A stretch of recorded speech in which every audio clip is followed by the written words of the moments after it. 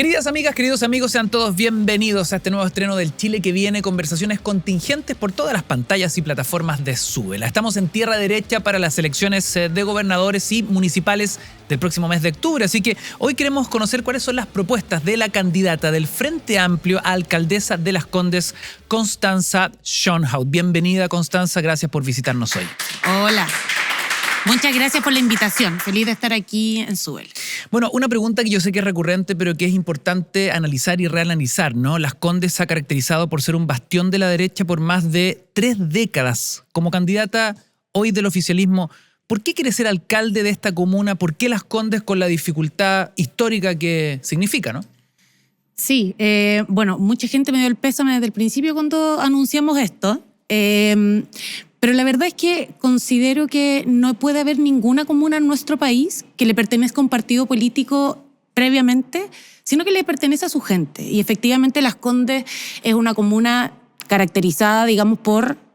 ahí vive también la élite política y económica del país, que tiene una visión ideológica y probablemente siempre va a votar por su mismo sector, pero también existe ciudadanía de a pie que le interesa que las cosas se hagan bien, que haya buena gestión, que la comuna siga siendo y desarrollándose plenamente como lo hizo durante mucho tiempo y que hoy día ven efectivamente un déficit, sobre todo a propósito de la crisis de corrupción, para poder darle un respiro, un reimpulso, un recambio a la comuna. Y yo creo que eso es lo que a nosotros nos toca ofrecer. Estoy ahí precisamente para hacer una pega completa, ¿no? De aquí nosotros lo hemos dicho, nosotros estamos en una campaña para ganar y para eso tenemos que sumar, tenemos que dialogar, tenemos que plantear propuestas y tenemos que mostrar un horizonte. Y creo que además hay ciertas particularidades, como por ejemplo, esta es la primera vez en al menos 32 años, que es los años que ha gobernado la UDI en la comuna, en que el sector progresista va con una candidatura de unidad. Desde la ADC, pasando por todo el sector oficialista, y creo que eso también es una oportunidad, y así lo hemos visto con los 22 candidatos que tenemos a concejales en distintas listas, pero unidos en un objetivo común, que es tratar de otorgarle una mirada de futuro a Las Condes para que efectivamente pueda ser también líder de los desafíos que se nos vienen a futuro y que ya son parte también del presente. Y como decimos, tenemos aquí un dicho popular: lo improbable no es imposible, así que trabajamos con ese mantra. Lo improbable no es imposible, dice la candidata. Ahora hablemos justamente de lo ideológico, ¿no? Una de las comunas más conservadoras del país, recordemos que fue la única donde Pinochet gana para el plebiscito del no. Uno se pregunta, ¿por qué dicha comuna, por qué dichos vecinos con un comportamiento histórico tan claro, inamovible, votarían por el Frente Amplio? Primero, creo que no solo votar por el Frente Amplio, y hoy día soy la candidata de distintos partidos y de un sector en general que existe en la comuna y que es el progresismo, ¿no? Pero además soy candidata desde otro lugar de Las Condes, porque en Las Condes siempre se dice, digamos, hay una caricatura, ¿no? Como una comuna sin problemas, donde solo vive gente acomodada, y la verdad es que eso no es la realidad. En Las Condes también vive mucha clase media, viven sectores populares. Yo estudié en un colegio municipal de Las Condes, vi esos contrastes también a lo largo de mi vida. Viví siempre en el sector de Colón, Paul Harry, Vital Apoquindo. Por tanto, también conozco esos contrastes que existen en la comuna y que muchas veces a familias que les va bien, si es que una persona de la casa queda sin trabajo, también queda en una situación inestable, y yo quiero visibilizar esa realidad, porque en Las Condes no somos todos iguales, a pesar de que todos contribuimos precisamente a construir la comuna. Y creo que la posibilidad de representar ese arco diverso, hoy día también la juventud, los adultos mayores son realidades en la comuna que tampoco están viendo la actualización de las prioridades del municipio en las necesidades que hoy día tienen. En Las Condes, por ejemplo, es una comuna que tiene una tasa de adultos mayores mucho mayor a la media nacional. Y eso significa que las prioridades del municipio tienen que estar mucho más centradas en cuidados. Eso significa que también el impacto para las mujeres cuidadoras es mayor, y ahí tener un centro de salud mental, que no tenemos, es fundamental. Tener un centro de cuidados, que hoy día no existe, es fundamental. Y eso es una actualización, una mirada de futuro que no se puede hacer cuando uno tiene 32 años, de la misma gente, el mismo sector, además conservador, mirando hacia futuro. Hoy día tenemos una candidatura de continuidad, que es Marcela Cubillos, candidata de republicanos de la UDI, y yo también creo que la ciudadanía sabe que después de tantos años, para que efectivamente se pueda ordenar la casa y hacer valer las responsabilidades y que no todo termine barrido debajo de la alfombra, no se puede mantener la continuidad, sino que se requiere un recambio. Y eso es lo que nosotros estamos ofreciendo. A la gente le hace sentido, están muchos puerta a puerta conversando con los vecinos y vecinas y están abiertos, porque también han visto cómo Las Condes, que durante mucho tiempo les ha dado mucho, hoy día pareciera que dejó de hacer cosas, dejó de mirar al futuro y dejó de poner las prioridades donde hay que ponerlas. Si pusiera el acelerador, los 3 principales ejes de su campaña. Yo diría, primero, mira, ¿lo puedo enfocar en públicos o lo puedo enfocar en eje? Y lo voy a poner ahora en públicos. Creo que un eje fundamental es mujeres, un eje fundamental es adultos mayores y un eje fundamental es juventud.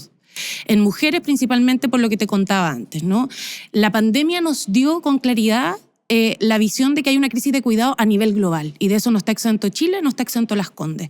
Tenemos mujeres que, a propósito de la ley de conciliación de la vida familiar y laboral, tienen oportunidad de hacer teletrabajo, pero que también son madres y no cuentan con los espacios necesarios para los cuidados. Entonces ahí tenemos medidas innovadoras, como por ejemplo, ¿por qué no tenemos un espacio de cowork, ¿no? Con espacios de cuidado donde las mujeres también puedan salir de sus casas, descansar en la posibilidad que le da el municipio de los cuidados y también de poder estar con otras personas, ¿no?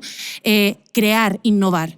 En materia de adultos mayores... Paréntesis, tú me dices, un espacio donde físicamente puedan estar los niños al cuidado de adultos responsables. Mira, te lo pongo como ejemplo. Y también las madres puedan estar trabajando ahí, así teletrabajando. Y lo voy a ampliar, porque no solo pueden estar las madres ahí, ¿no?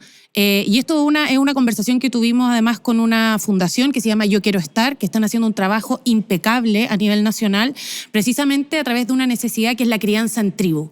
Hoy día las mujeres que cuidan necesitan redes y lo que tiene que hacer el municipio es favorecer esas redes. ¿Cuánto vale esos eso? Espacios. ¿Dónde se haría? Mira, tenemos la experiencia de Providencia, de hecho de la gestión actual, ¿no? Que es un hub de innovación y por tanto ahí tenemos una referencia muy clara que estamos estudiando en detalle para ver cómo lo adaptamos a esta realidad, pero no es inventar la rueda, es mirar más allá y poder agarrar las ideas que también a veces se le ocurren a otros sectores políticos, pero que si son buenas y resuelven problemas, los vamos a poner sobre la mesa. Ahí están los 3 principales ejes. Entonces, me decías adultos mayores, mujeres y también los jóvenes. Mira, hay algo interesante que está ocurriendo con la juventud de la comuna. Hay un proyecto de ley que se está discutiendo en el Congreso y que tiene que ver con la regulación del uso de pantallas, de celulares en los colegios. Y justamente en la comuna de Las Condes hoy hay digamos, una norma que ya se está estableciendo en los recintos, en los establecimientos municipales y donde ya se están obteniendo algunos resultados. Si usted se convierte en alcaldesa de la comuna, ¿mantendría esta medida, la de restringir, la de prohibir celulares en los colegios municipales de Las Condes? Mira, lo voy a enmarcar primero en una reflexión general. La tecnología, la inteligencia artificial ya llegaron y se van a seguir desarrollando y nos van a entregar oportunidades y también amenazas. Y yo creo que hay que mirar ambas dimensiones, ¿no? En oportunidades, efectivamente la tecnología puede utilizarse para mejorar los procesos de aprendizaje, pero para eso necesitamos iniciativas que vayan dirigidas a capacitar a los profesores, a los docentes, de también trabajar con niños y niñas para que entiendan cuáles son esas oportunidades, pero también cuáles son los riesgos. Y por cierto que en términos de amenazas o de digamos, riesgos que existen, hay un consenso bastante global, hay organizaciones internacionales, hay también una reglamentación o recomendaciones a nivel del Ministerio de Educación y creo que esta norma va en esa dirección. Hay que saber y tener claridad de que de 0 a 5 años más o menos, lo ideal es que haya el menos contacto posible con las pantallas, precisamente para favorecer otra dimensión que es muy importante en las sociedades y como personas, que es interactuar, ¿no? Generar empatía, generar relaciones sociales. Y de ahí en adelante se va un poquito flexibilizando y ampliando, y yo creo que eso es una política correcta. A mí me parece que hay que ponerlo en esa dimensión, pero de nuevo, no solo en la prohibición, también veamos qué es lo que nos ofrece y qué es lo que puede ser oportunidades para mejorar y para generar más oportunidades. Bueno, efectivamente, como lo decíamos acá, la evidencia internacional es súper clara respecto, sobre todo a los más chicos, ¿no? Sí. Idealmente, que Suecia lo dijo hace pocos días, de 0 a 3 años, que ojalá la prohibición de uso de dispositivos móviles, internet, redes sea 0. Y después de forma muy paulatina, pocas horas al día, con mucho control. El daño en los adolescentes, sabemos que la evidencia está ahí, y sobre la mesa. Y en los propios adultos, que también nosotros nos vemos y estamos ya generando jorobas de tanto estar pegado al celular, ¿no? Por eso, pero tenemos que poner también la mirada en la tecnología y la innovación. Y yo creo que eso es algo que todavía falta, no solo a nivel de país, sino también a nivel de municipios. Pero en los municipios tenemos una fortaleza, que es la posibilidad de trabajar desde lo más cercano, desde la realidad más cotidiana. Tenemos la posibilidad de ver en concreto y de generar políticas concretas que nos permitan ver hacia dónde ir conduciendo esas políticas, y eso también permite liderazgo para experiencia en otras comunas, pero también para las políticas a nivel nacional. Constanza, la comuna de Las Condes ha estado marcada por casos de corrupción. La Fiscalía investiga malversación de recursos públicos y me gustaría saber qué pretende hacer usted en esta materia. ¿Cómo va en buen chileno a ordenar la casa de ser alcaldesa? Así es. Nosotros hemos dicho que queremos una alcaldía que ponga orden y renovación. Eso es en lo que estamos trabajando. Y aquí, efectivamente, yo siempre digo, cuando uno mira Las Condes, hace 10 años hacía noticias por medidas innovadoras como la tarjeta vecino, ¿no? Momentos en los que efectivamente se estaba mirando más allá, fuera de la caja, como me gusta decir. Hoy día estamos haciendo noticia por casos de corrupción, de mala gestión, de mal uso de recursos, de ausencia del municipio en la realidad cotidiana de las personas. Pero además tiene impacto, y creo que esto es súper importante, porque no solo tiene que ver con la deshonestidad en los usos de los recursos, sino en el impacto que tiene cuando los recursos no se utilizan para resolver los problemas de la ciudadanía. Uno de los casos emblemáticos que ha salido mucho en medios es el CESFAM. La decisión de tener un CESFAM viene del 2021. Lo que significa que desde el 2021 sabemos que para mejorar el sistema de salud pública y salud primaria en la comuna se necesita un nuevo centro de salud familiar. Que hasta el día de hoy no se puede hacer porque haya tenido que ser frenado ese proyecto porque por el caso de sobreprecio, ¿no? Es decir, más plata destinada a lo que en realidad debió haber costado el terreno donde se iba a construir, es algo que afecta directamente la vida de las personas. Porque cuando uno va y habla, sobre todo con adultos mayores, lo primero que te dicen es: el último tiempo ha aumentado el tiempo de atención. Es decir, si antes esperábamos un mes para que nos atendieran, ahora esperamos 2. Y eso lo que termina radicando es que un desincentivo al control médico, y eso que ya es una consecuencia de la pandemia, donde bajaron mucho los controles, sobre todo en casos de enfermedades crónicas, en Las Condes todavía se mantiene. Entonces no nos ayuda a resolver los problemas. Y creo además que la ciudadanía, si hay algo que valora de los municipios, es precisamente que los podamos mirar a la cara y decir: estamos haciendo todo para ustedes, para mejorar sus vidas, y no para meter la mano en el bolsillo, pagar, como salió ahora último, contratos de 35 millones de pesos que no cumplen ni el mínimo estándar de lo que debiese ser en una institución pública. Faltas de ortografías, copy-paste de Wikipedia, etc. ¿Qué es lo que hay que hacer? Primero, yo creo que valorar el trabajo que han hecho un grupo de concejales y concejalas de la comuna, que han levantado estos casos, que han generado o presentado las denuncias a Contraloría, a Fiscalía.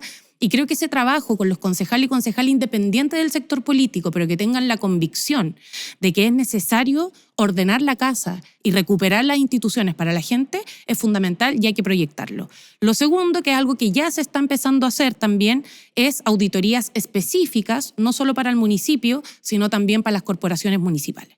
Tenemos 2 corporaciones municipales y tenemos que terminar con la cultura de la opacidad que tuvo que aparecer la Corte Suprema a decir: sí, las corporaciones también están sujetas a transparencia.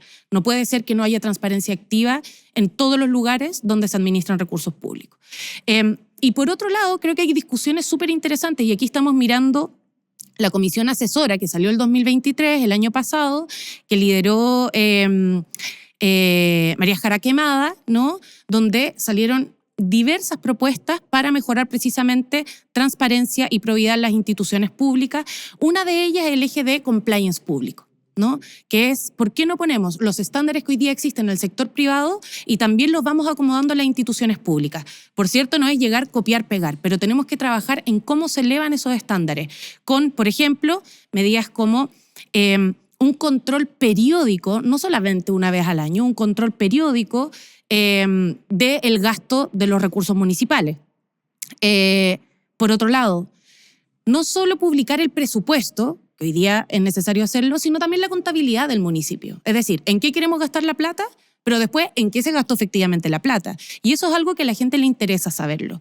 Y por último, que creo que es un tema ya también muy transversal, disminuir de manera sustantiva los tratos directos y priorizar las licitaciones. Todo esto usted lo promete como parte de su gestión. Está dentro de nuestras propuestas, efectivamente. Perfecto. Oiga, una pregunta, a ver, hablemos un poquito de historial político, ¿no? Porque usted coordinó las delegaciones regionales y provinciales desde el Ministerio del Interior. ¿Cómo analiza la gestión en materia de seguridad del Ejecutivo y las críticas, ¿no?, que han venido incluso de su propio sector, principalmente desde el socialismo democrático? Yo creo que en materia de seguridad, lo primero, claro, es poner contexto histórico. La crisis de seguridad viene de hace varios años. Si uno ve la tasa de homicidios, viene creciendo hace 10 años más o menos. No es de ahora último. Lo que pasa es que, claro, la pandemia también aceleró ese proceso y ahora el gobierno tiene que hacerse cargo. Yo creo que se han hecho muchas cosas, pero siempre se puede y se debe hacer más. Porque hoy día tenemos nuevos fenómenos de criminalidad de los cuales hay que hacerse cargo y que teníamos instituciones y estructuras que no estaban del todo actualizadas para poder hacerse cargo de esta nueva criminalidad y que desde el gobierno, desde el Ministerio del Interior, liderado por la ministra Toá, que yo creo que ha hecho un gran trabajo en esta materia, pero también por el subsecretario Monsalve, que ha sido una voz tajante y categórica en materia de seguridad. Creo que se ha avanzado harto en eso. O sea, ¿considera que este es un problema heredado? La crisis de seguridad que estamos viviendo. La crisis de seguridad es un problema heredado, lo que no significa que hoy día que somos gobierno toca hacerse cargo del problema y hacerlo bien, y no seguir heredando el problema, ¿no? Y en ese sentido, creo que uno de los ejes que más destaco de este gobierno es que ha planteado la seguridad como un problema de Estado. Y en ese sentido, siempre tener la disposición, como se hizo, en ocasiones se hace permanentemente, sentar a los distintos poderes del Estado a trabajar en conjunto, generar una mesa de trabajo con todos los partidos políticos, representantes de todos los sectores y sensibilidades, para generar una agenda en conjunto en materia de seguridad. Es un gobierno que más ha invertido en presupuesto, eso es poner las prioridades donde tienen que estar. Es un gobierno que junto al Parlamento, precisamente en coordinación con el presidente de la Cámara anterior, la presidenta de la Cámara actual y el presidente del Senado, donde se han acordado prioridades en materia legislativa y así hemos logrado ser el gobierno que más leyes ha aprobado en materia de seguridad, y todo eso tiene que ver con el fortalecimiento de las instituciones, con poner la plata donde se pone el discurso, donde están las prioridades, y generar un trabajo intersectorial, porque aquí lo que hace Fiscalía no puede estar aislado de lo que hace Carabineros, de lo que hace la PDI, de lo que finalmente también pasa en los tribunales, ¿no? Ahora, lamentablemente todo parece ser más reactivo que preventivo, producto de la realidad, digamos. O sea, cada fin de semana largo que hay, vemos cómo aumentan las cifras de homicidios, de delitos violentos. Hay mucho temor respecto a lo que pueda pasar para los días feriados ahora en este 18XL, donde hemos visto que en algunas regiones se pretende que, por ejemplo, las fiestas, las fondas sean hasta más temprano, más días para celebrar, pero más acotado en los tiempos. Hay mucha preocupación respecto de aquello y vuelve a salir el mismo tema. ¿Militares a la calle o no en la zona centro del país? Primer punto que tú pones, que me parece fundamental, prevención. O sea, si uno pone en ejes qué es lo que hay que hacer en seguridad, prevención, persecución, sanción. Necesitamos mejorar los sistemas de persecución, para eso hay inteligencia, que yo creo que es un tema que ya está más o menos claro qué es lo que se necesita, pero también medidas como precisamente la persecución de la ruta del dinero, medidas como el levantamiento del secreto bancario, que es una discusión que sigue discutiéndose en el Congreso y donde hay sectores, principalmente de derecha, que todavía se niegan a eso. Necesitamos más herramientas para la persecución del delito. Ahora, en materia de prevención es donde precisamente entran los municipios. Los municipios tienen medidas precisamente en materia de prevención del delito y ahí lo que se puede hacer es fundamental. En Las Condes, felizmente, una de las cosas que es rescatable de la administración anterior es que se ha invertido mucho dinero en materia de seguridad. ¿Más atribuciones para los funcionarios municipales que trabajan en esa área? Creo que ya es ley un proyecto precisamente para entregar mayores atribuciones y coordinación precisamente con Carabineros, como los patrullajes mixtos, ¿no? Correcto. Y eso es una buena medida en materia de prevención y en también ayudar a los municipios a que cuenten con más herramientas para aportar en eso. ¿Es hora de que los militares salgan de sus cuarteles y ayuden en materias de seguridad a las policías? Yo en esto creo que en materia de seguridad y persecución del delito, quienes tienen la mejor formación, quienes tienen la mayor claridad de cómo se hace y la experiencia para hacerlo, es Carabineros en la Policía de Investigación. Pero no es suficiente, no, por los hechos. Exactamente, o sea, yo diría que lo que hay que hacer es precisamente fortalecer las policías y hacer un trabajo intersectorial. Yo no comparto la idea de sacar los militares a la calle, pero no por un asunto, como se ha querido instalar a veces, ideológico. Tiene que ver con tener los datos sobre la mesa.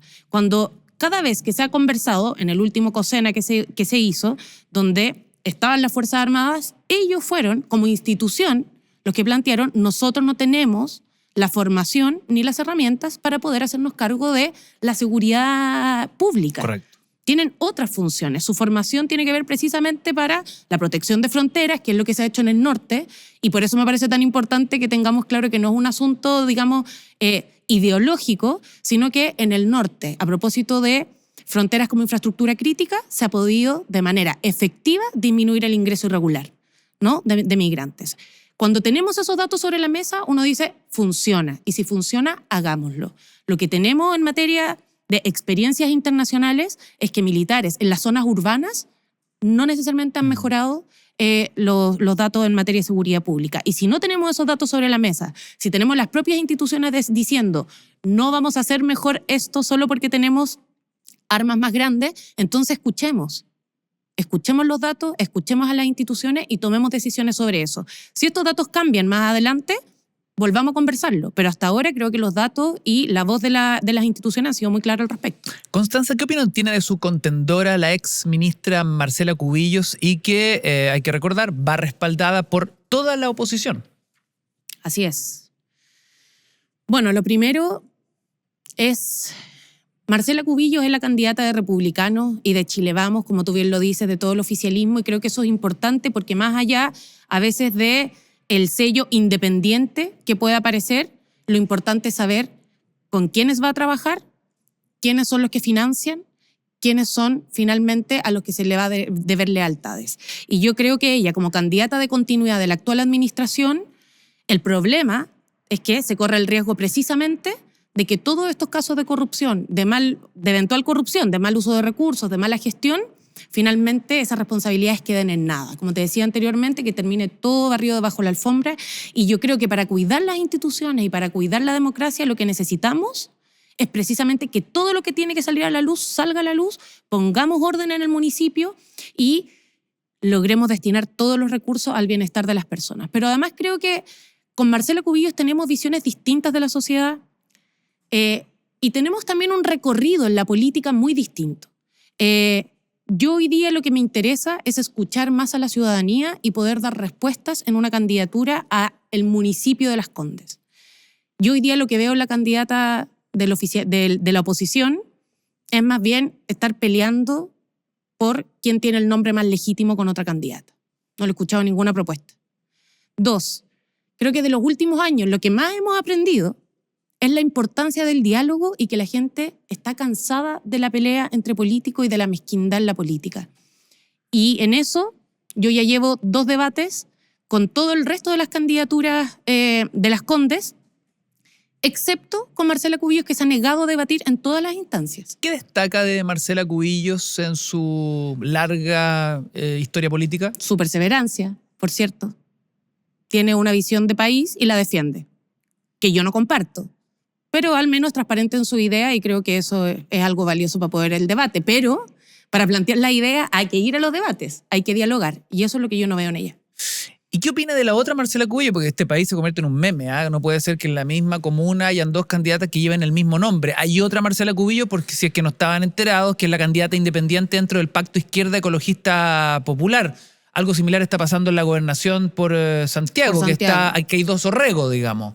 Está Claudio Rego, el actual gobernador, y está Francisco Rego, que es su contendor por parte de Chile Vamos. Pero hablemos de la otra Marcela Cubillos.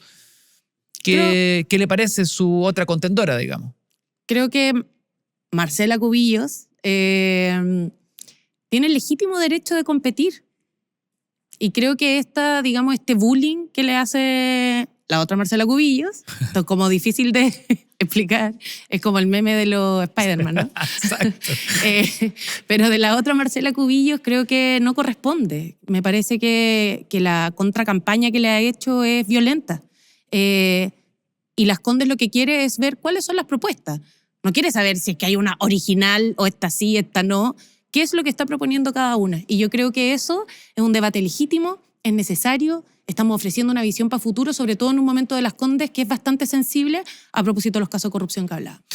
Constanza, usted fue jefa de gabinete del entonces diputado Gabriel Boric, el Boric parlamentario que es constantemente criticado por la oposición por contradecirse con el Boric presidente. ¿Cómo analiza usted los cambios de mirada del mandatario en amplitud de temas, ¿no? Desde el perro matapacos, la gestión del presidente Piñera, los retiros de fondos de las AFP, el TPP-11, etcétera. Pero así en el macro, ¿no? No en los casos puntuales. Los cambios de mirada de el que fue antes parlamentario y hoy es el que le toca dirigir los destinos del país. Sí, lo primero es, yo enmarcaría esa trayectoria también en la trayectoria del Frente Amplio, ¿no? El presidente Gabriel Boric ha sido siempre uno de los liderazgos más públicos y también muy importante en el proceso de conformación y desarrollo del Frente Amplio, que ha sido un proceso vertiginoso, pero que yo también considero un proceso coherente, a pesar de todo lo acelerado que ha sido nuestro proceso de emergencia política y de llegada al gobierno, ¿no? Y creo que esa coherencia no tiene que ver solo con mantener el eje conductor de nuestro proyecto de país, de nuestro diagnóstico del país y de lo que queremos hacia adelante, sino también de adaptar ese proyecto, sin perder su esencia, por cierto, pero de ir adaptándolo en términos de prioridades, en términos de aperturas a nuevas visiones, porque Chile también cambia. ¿No hay contradicciones ni volteretas como acusa la oposición? Yo creo que pueden haber cambios de posiciones, pero me parece que, como dice el presidente, que la duda perdiga la convicción como una sombra también, porque mucho se nos acusa de que somos muy intransigentes con nuestras posiciones, pero la verdad es que la política se trata de convencer, pero también de ser convencidos. Y cuando queremos hacer una política así, que sea constructiva, que sea dialogante y que lo que esté pensando es en recoger las mejores ideas, también tiene sentido que uno diga, ¿sabes qué? Yo estaba muy convencido de esto, pero quizás la mejor solución es esto otro. Creo que en cualquier caso, más allá de lo que se ha planteado en cambios de opinión, lo que no cambia es el objetivo que se tiene finalmente, ¿no?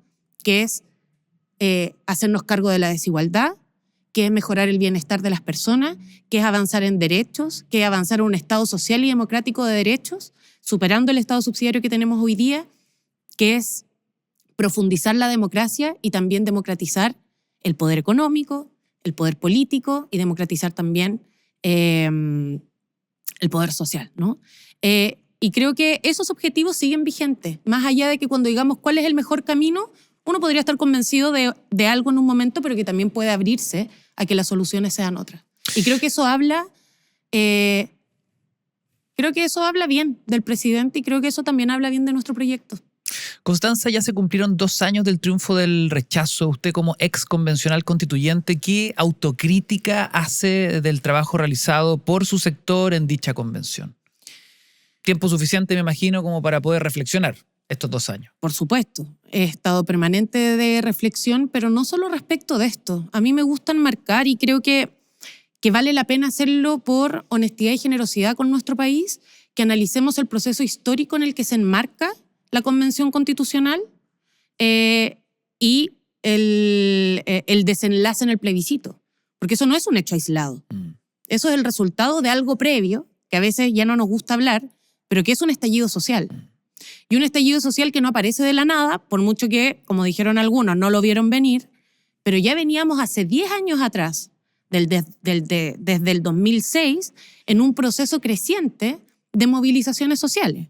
Los pingüinos, después del 2011, posterior al 2011 comenzaron los movimientos y las marchas socioambientales, como Patagonia sin represas, como lo que pasó en Freirina, con la contaminación a propósito de AgroSuper.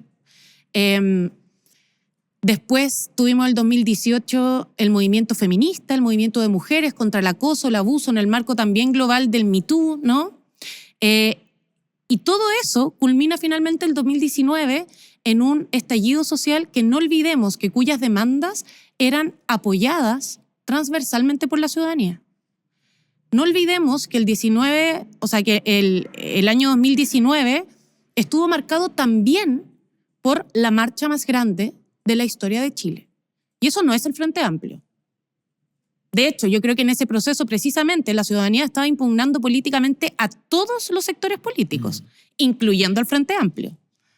Entonces, eso es algo más que simplemente los partidos y, por cierto, algo más que solo nosotros. ¿Y qué es lo que hay detrás de eso? Yo creo que es lo que necesitamos mirar como país, porque yo creo que esas demandas siguen vigentes. Y cuando uno hoy día pregunta en encuesta cuáles son sus prioridades, sigue siendo, por cierto, seguridad, pero también sigue siendo salud, pensiones, igualdad de trato, más abajito quizás desigualdad, pero también una fuerte impugnación a algo que yo creo que marcó mucho ese periodo, que tenía que ver con los privilegios y los abusos que vivía la gente en su cotidiano, cuando va al CESFAM, cuando recibe una pensión de 200.000 pesos. ¿Y eso sigue vigente? Sí, sigue vigente. El primer proceso constituyente fue un esfuerzo por dar solución a esos problemas. No logramos convencer a la ciudadanía de que esas eran las mejores propuestas. Yo creo que algunas sí eran valoradas y son valoradas, y lo que me preocupa es que no seamos capaces de ver qué es lo bueno que salió de ese proceso. Y el segundo esfuerzo constitucional, porque no se nos olvide que ahí no terminó la historia, fue otra propuesta constitucional con otros caminos para lograr la solución a esas demandas que tampoco hizo sentido. ¿De qué nos habla eso como conclusión? Que sigue pendiente el desafío para la política de buscar las mejores soluciones a las demandas que hoy día tiene la ciudadanía.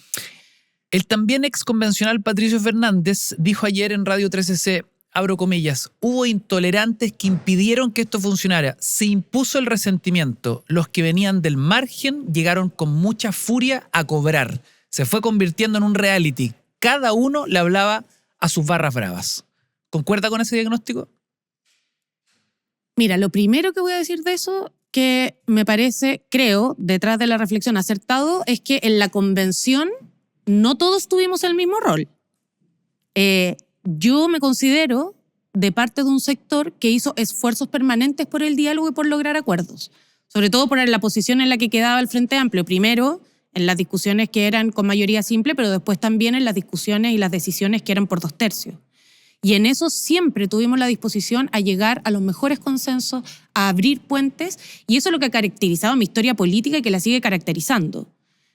¿Todos tuvieron el mismo rol? No. También hubo sectores que efectivamente representaban una sola lucha, que efectivamente, como personas que estuvieron siempre fuera del sistema político, venían con mucha rabia. Y creo que eso es parte también de lo que vio el Congreso en el acuerdo constitucional por una nueva constitución, cuando se hizo un diseño de la convención donde se priorizó la participación de independientes. Entonces también miremos el proceso completo de eso.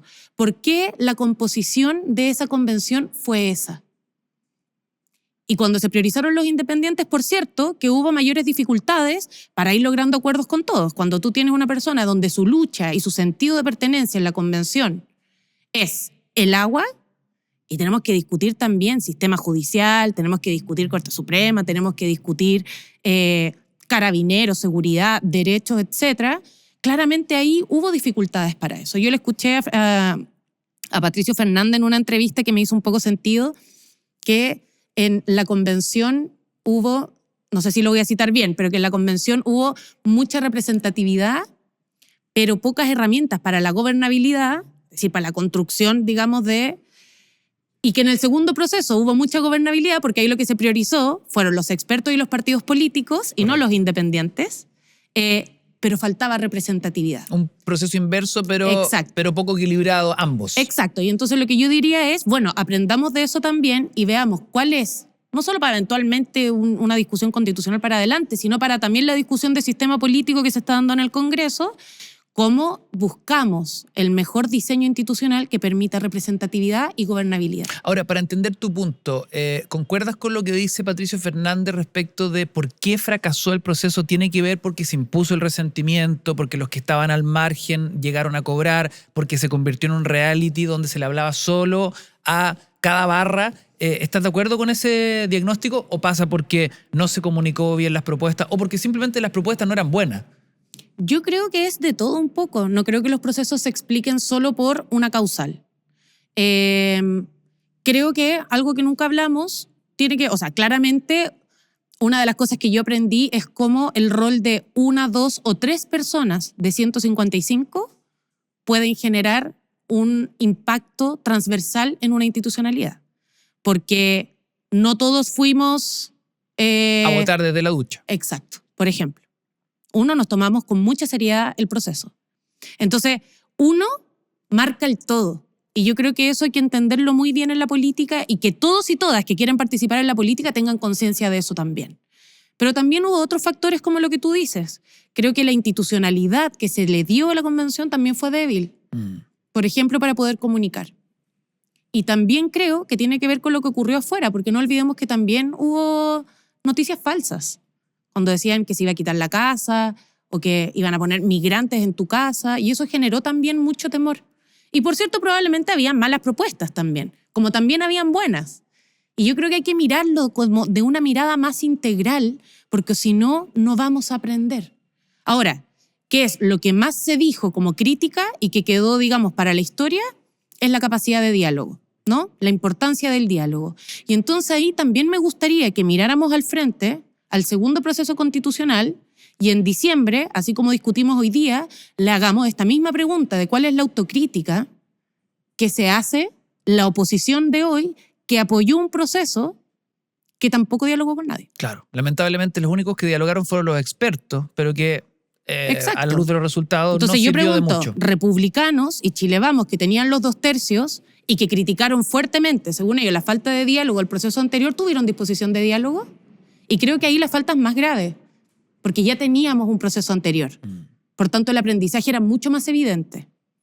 Constanza, hablemos un poquito de contingencia, ¿no? ¿Cómo lees el impacto político del caso Hermosilla en la derecha, especialmente en el piñerismo? ¿Cómo lo leo? Con los antecedentes que tenemos hasta el día de hoy, sabemos que todavía que esto está recién comenzando. Sí. Mira, lo primero es que creo que lo del caso Hermosilla es la expresión más reciente de algo que sabemos hace mucho tiempo y que ya lo veníamos denunciando hace mucho tiempo, que es la relación entre el poder político y el poder económico. Y cómo, cuando eso está ligado en las mismas personas, muchas veces termina corrompiéndose las instituciones. Y creo que eso hay que ponerlo sobre la mesa como el titular de la canción de todo esto. Porque efectivamente, si uno mira la última criteria y te das cuenta cuánto sube la relación, la percepción de corrupción por partidos políticos republicanos y Chile Vamos, crece mucho. Y yo creo que es precisamente porque es un grupo político que se identifica muy claramente como quienes representan al poder económico en Chile. Y ahí a mí me parece, más que meterme en el detalle del caso, porque creo que ahí van a seguir saliendo cosas y aquí rescato algo que decía Carolo Rejola ayer, creo, también hay que mirar todo con ponderación. O sea, que no paguen justos por pecadores, de quien efectivamente estaban buscando una defensa jurídica, correcto, pero que sí seamos claros en que las personas que intentaron mover hilos, pagar defensas, como se acusa, como que la defensa de Chadwick se pagó con plata de lavado de activos. O sea, esos son los casos que efectivamente terminan corrompiendo nuestras instituciones. Ahora, creo que esto también nos habla de que estamos a tiempo y que creo que es una oportunidad para que entendamos que nuestras instituciones no están exentas de poder ser infiltradas por la corrupción o eventualmente por otro tipo de cooptación de las instituciones. Y por tanto, tenemos un rol importante y que, de nuevo, tiene que ser transversal de robustecer y actualizar nuestras instituciones. Y yo ahí el riesgo que veo actualmente es que no veo la misma condena de la UDI, por ejemplo, a estos casos como sí lo tienen cuando se tratan de otros partidos, de otros sectores. Y en esto no pueden haber defensas corporativas. No creo que haya ninguna institución que pueda estar exenta a priori de estar involucrada en un caso de corrupción. Creo que la diferencia está en cómo se reacciona ante ello. Y cuando se reacciona diciendo, fue un error, no están así, en verdad son todos, no. A ver, partamos condenando, empecemos a tomar medidas. Si hay gente que tiene que investigarse por las instituciones, por fiscalía, que se investigue, que siga funcionando el sistema judicial, pero también que los partidos que tienen rol y que tienen sistemas de control y de sanción interno en los partidos pasen a disciplina y hagan las sanciones correspondientes también. ¿Eso debiese ser la UDI con Andrés Chadwick, por ejemplo? Creo que eso lo tiene que definir la UDI. Yo estoy diciendo cuáles son para mí los estándares y cuáles son los estándares que nosotros hemos usado cuando no hemos tenido que enfrentar a casos así. Ahora, y después de, porque viendo un poquito el historial, ¿no? Después de casos tan cuestionados y tan polémicos como Cabal y Penta, este caso, el caso Hermosilla, ¿es, a su juicio, una prueba de fuego para la justicia y la política chilena? Este es un punto de inflexión, porque justamente en este caso han vuelto a salir antecedentes de los dos mencionados casos anteriores de corrupción. Así es. Sí, yo creo que sí. Es un punto de inflexión. Porque además tiene que ver con todo lo que pasó en el caso Penta y Soquimich. Salieron fiscales que estaban investigando. Y entonces creo que acá, efectivamente, tanto el sistema, o sea, la institución persecutora, como la justicia, tiene un rol muy importante en mostrar, bueno, en velar, por cierto, por el principio de inocencia, que creo que es algo importante, pero también por la igualdad ante la ley. Son dos principios que rigen hoy día y que yo espero, pero también tengo confianza, porque confío todavía en mis instituciones, en que eso va a valer. Pero de nuevo, y esto te lo voy a ligar con la discusión anterior. Propuestas que hubo en común en ambos procesos constituyentes tenía que ver con el sistema de nombramiento de jueces. Discutámoslo. No dejemos que eso quede en el pasado. Constanza, ¿cómo ves el Chile que viene? Nuestra pregunta obligada para cerrar siempre nuestras entrevistas. Creo que tenemos muchos desafíos, pero también tengo optimismo, porque creo que se están abriendo conversaciones. Pero sí creo que tenemos la urgencia de pensar el futuro de Chile, y creo que ahí la pregunta es central, ¿no? El Chile que viene. Porque pensar el futuro es también hacernos cargos del presente. ¿Cómo se resuelven los problemas hoy día, las urgencias? Porque hoy día tenemos muchas urgencias y hay que darle respuesta, pero la orientación de esas respuestas también van a ir determinando los próximos años. Quiero que pensemos a dónde queremos llevar a Chile y que desde ahí empecemos a tomar medidas. Gobernemos el presente, pero también gobernemos el futuro y que no nos pille no preparados, ¿no? Muchas gracias por esta conversación. Nosotros hacemos nuestro alto y les recordamos que pueden vernos completitos en todas las plataformas y por supuesto nuestros cortes a través de las redes de Sube la News y Súbela. Muchas gracias por sintonizar el Chile que viene. Hasta la próxima. Muchas gracias.